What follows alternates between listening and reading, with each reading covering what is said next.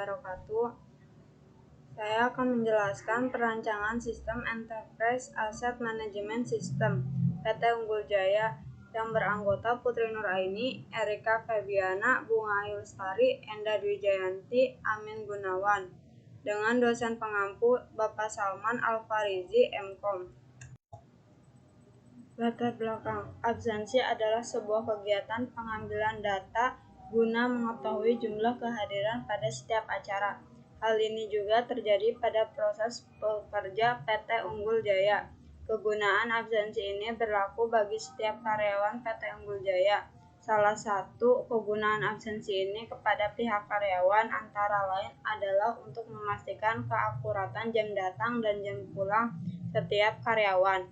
Salah satu kegunaan informasi absensi ini kepada pihak pemilik perusahaan antara lain untuk melakukan evaluasi terhadap kedisiplinan karyawan terhadap pemanfaatan waktu kerja dan pembuatan tolak ukur ke depannya guna dalam menghargai waktu yang lebih baik.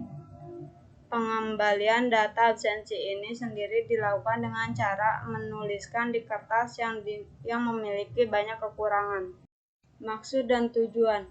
Maksud mengimplementasikan aplikasi informasi absensi untuk membagi fungsi-fungsi pada aplikasi web seperti template, tema, dan script berdasarkan pembagian tanggung jawab dan juga menunjukkan penggunaan PHP dalam membangun suatu aplikasi website yang membantu menyediakan informasi yang aktual bagi user atau pengguna yang membutuhkan.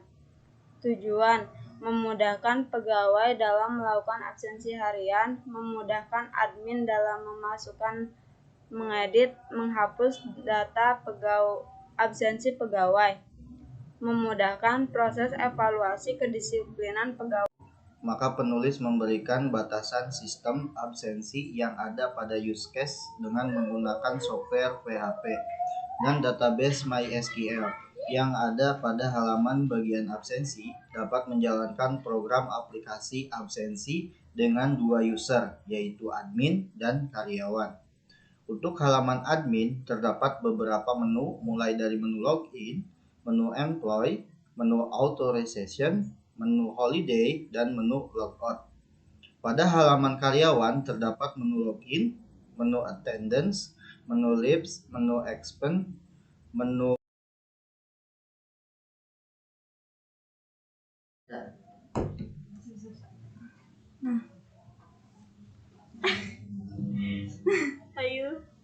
Use case diagram.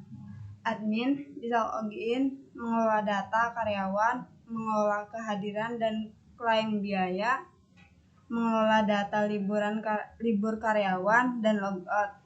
Kalau karyawan bisa login, absen, atau attendance, mengelola ketidakhadiran, mengelola pengajuan biaya, memelihara daftar libur karyawan, dan logout.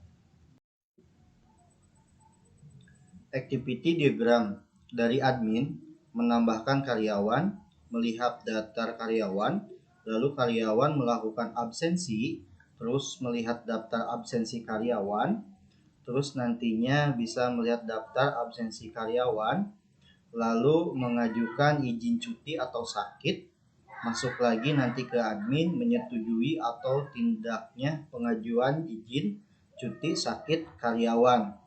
Nanti karyawan melihat daftar ketidakhadiran, lalu karyawan mengajukan klaim biaya, lalu nanti admin menyetujui atau tidaknya pengajuan klaim biaya, lalu nanti karyawan melihat daftar klaim biaya, lalu nanti admin mengelola hari libur karyawan, lalu nanti admin melihat daftar hari libur karyawan.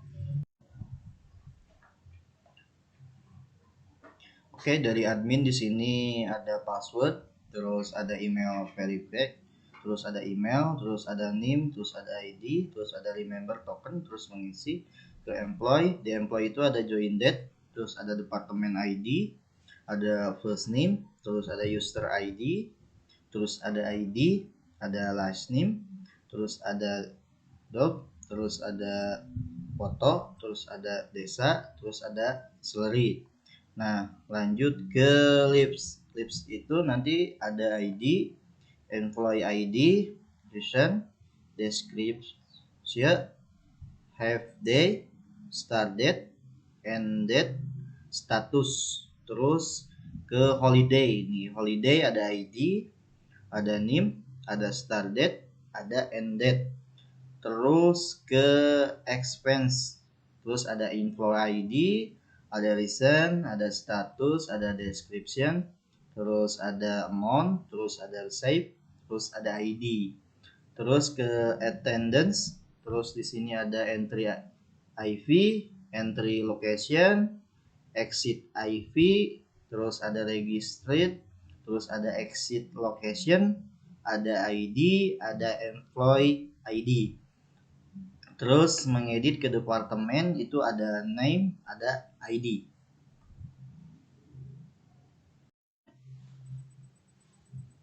Oke, kita lanjut ke LRS. Di sini ada admin. Di dalamnya ada ID, name, email, password, dan new member token. Kemudian departemen ada ID dan name. Attendance ada ID, employee ID, entry IP, entry location, exit IP, exit location, dan register. Kemudian TB employee. Di sini ada ID, user ID, first name, last name, job, sex, dates, department ID, join date, salary, dan foto. Kemudian expense. Di sini ada ID, employee ID, season, status, description, receipt. Kemudian labs. Di sini ada ID, employee ID, reason, description, half day, start date, end date, dan status. Holiday ada ID, name, start date, end date. Di sini saya akan menjelaskan tentang bagian karyawan. Pertama, kita menggunakan email saya, bunga@gmail. Passwordnya dari 1 sampai 6.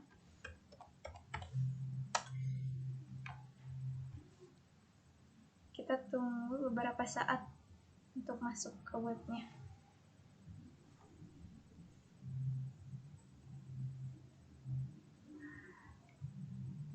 Di sini ada attendance. Ini attendance for today itu untuk absensi kita per harinya.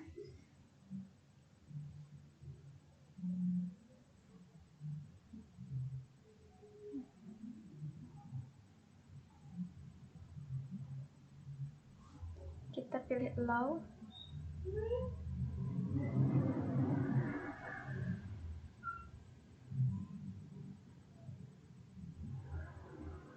Lalu kita record entry.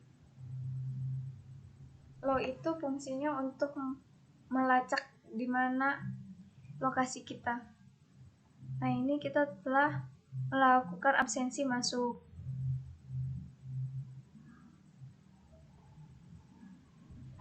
Lalu di sini ada leaves.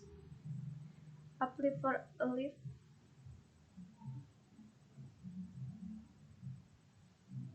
Leave ini fungsinya untuk mengajukan ketidakhadiran kita. Kita ganti ya, misalkan deskripsinya itu izin.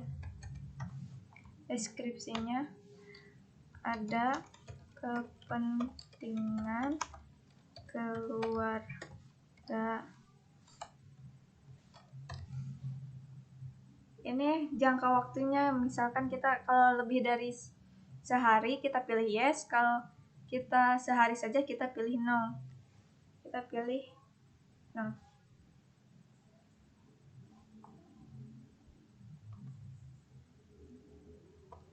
Ini waktunya kita kapan mau mengajukan cutinya, misalkan tanggal 16 Juni tahun 2021.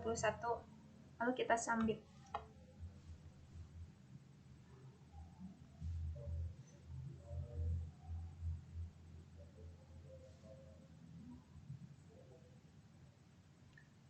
Ini sudah sukses, tinggal tunggu dari adminnya apakah meng-ACC atau tidak.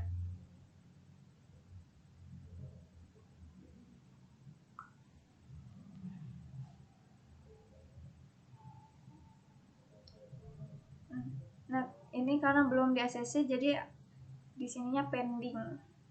Statusnya pending.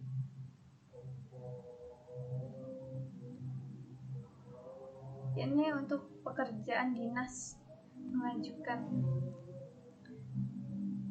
biaya dalam pekerjaan dinas kita, tugas dinas.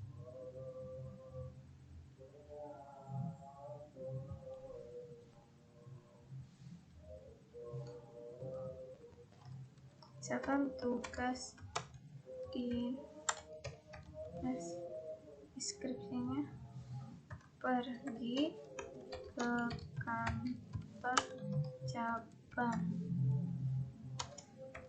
yang ada di Bandung.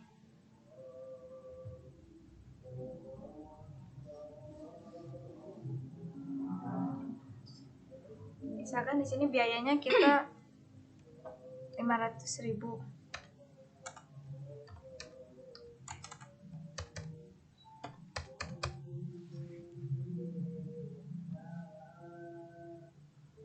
Ini fotonya, kita bebas bukti. Berhubung kita tidak ada, jadi kita gunakan foto apa saja.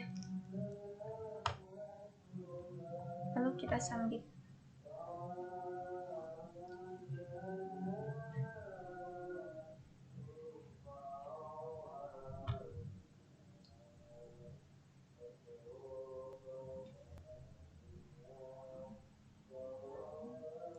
Nah, ini sudah sukses, kita tinggal tunggu dari adminnya apakah mengakses atau tidak. Holiday list itu untuk kita melihat cuti tahunan para karyawan. Misalkan kita bisa melihat siapa aja yang sudah mengajukan cuti. Di sini sudah ada Erika Febiana mengajukan cuti. Saya sendiri pernah mengajukan cuti.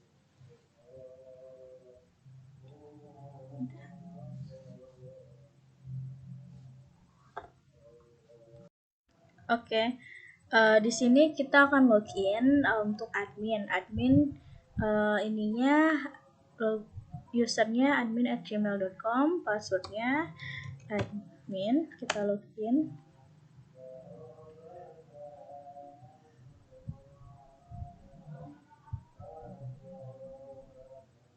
Nah, ini akan muncul tampilan admin ya. Di sini ada menu employee, artinya itu menu karyawan ya. Di sini kita bisa menambahkan karyawan, melihat daftar karyawan, dan melihat daftar absen karyawan. Nah, di sini jika kita akan menambahkan karyawan, kita bisa klik add employee. Kita masukkan nih nama awalannya, misalnya Endah, lalu nama belakangnya Dwi Jayanti, emailnya kita buat endah@gmail.com, ulang tahunnya misalnya dia lahir tahun 2000, tanggal 1 Juni. Lalu kita pilih nih jenis kelaminnya, misalnya dia perempuan, tanggal joinnya tanggal 9 Juni. Nah, kita pilih nih jabatannya, misalnya manajer, dan departemennya itu dia bagian marketing. Untuk gajinya kita kasih nominal 5 juta. Nah, ini untuk foto kita browse, masukkan foto Endahnya. Nah, lalu passwordnya kita isi sesuai standar atau sesuai yang bersangkutan. Lalu klik add untuk menambahkan. Jika sudah tersave, ini akan muncul ke daftar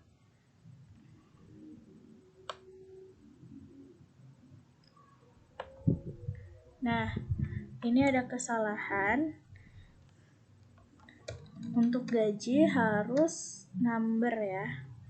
Kita foto ulang, masukkan foto ulang. Kita masukkan password ulang.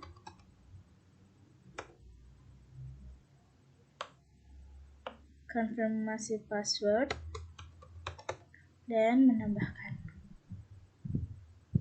Jika sudah berhasil, ini akan muncul ke list employee atau daftar karyawan.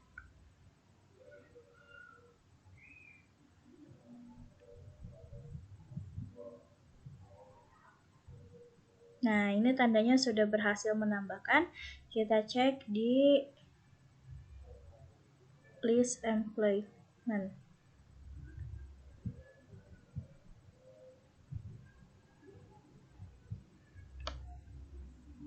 Nah, kita buka view profile. Ini bisa menghapus, bisa melihat profil. Jika kita mau menambahkan karyawan, kita bisa add karyawan lagi, add employment lagi. Nah, ini yang indah ya. Ya udah berhasil. Selanjutnya ini ada employed attendance. Ini tuh daftar karyawan yang sudah hadir. Kita bisa melihat karyawan siapa aja yang udah hadir dan riwayatnya seperti apa. Nah, contohnya seperti ini. Yang tadi karyawan sudah absen di laman masing-masing ya. Di user masing-masing, ini akan muncul di sini. Selanjutnya ada authorization, ini untuk meng-approve atau menyetujui permintaan dari karyawan. Misalnya di sini ada leave atau ketidakhadiran dia nggak masuk dan ada klaim biaya. Berhubung tadi Bunga sudah menjelaskan dan ada pengajuan jenis biaya, ada pengajuan dia tidak hadir karena izin, ini kita bisa mengubah statusnya di ACC atau enggak, di approve atau tidaknya. Sebelumnya statusnya pending, nah kita bisa change status atau ubah status menjadi ada approve, ada decline, misalnya di ACC atau enggaknya. Nah, kita misalnya setuju, kita ketik, kita pilih approve dan update. Ini akan otomatis ubah menjadi approve dan di halaman karyawan tersebut juga akan berganti menjadi approve. Selanjutnya, di sini ada expense, ada klaim biaya. Sebelumnya Bunga udah mengajukan pengklaiman tugas dinasnya. Nah, untuk statusnya kan pending, kita ubah menjadi approve jika setuju dan update. Ini juga akan berubah di halaman karyawan Bunga menjadi approve. Nah, kayak gini, status sudah berhasil diupdate. Selanjutnya ada holiday. Di sini kita bisa menambahkan nih karyawan mana yang akan libur dan liburnya berapa hari, kita bisa list di sini. Nah, nanti setelah kita memasukkan, itu akan muncul di halaman karyawannya, listnya liburnya kapan aja. Kita misalnya submit nih.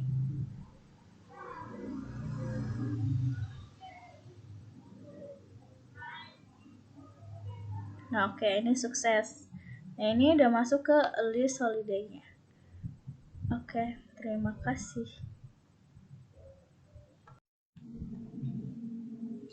Oke, di sini ada kesimpulan bahwa informasi merupakan hasil dari pengolahan data. Nah, akan tetapi, jika semua hasil dari pengolahan data tersebut bisa menjadi informasi, jika tidak dapat memberikan manfaat bagi masyarakat luas atau pemakai informasi tersebut. Mungkin cukup sekian dari presentasi dari kami. Kurang lebihnya mohon dimaafkan. Wabillahi taufiq wal hidayah. Wassalamualaikum warahmatullahi wabarakatuh.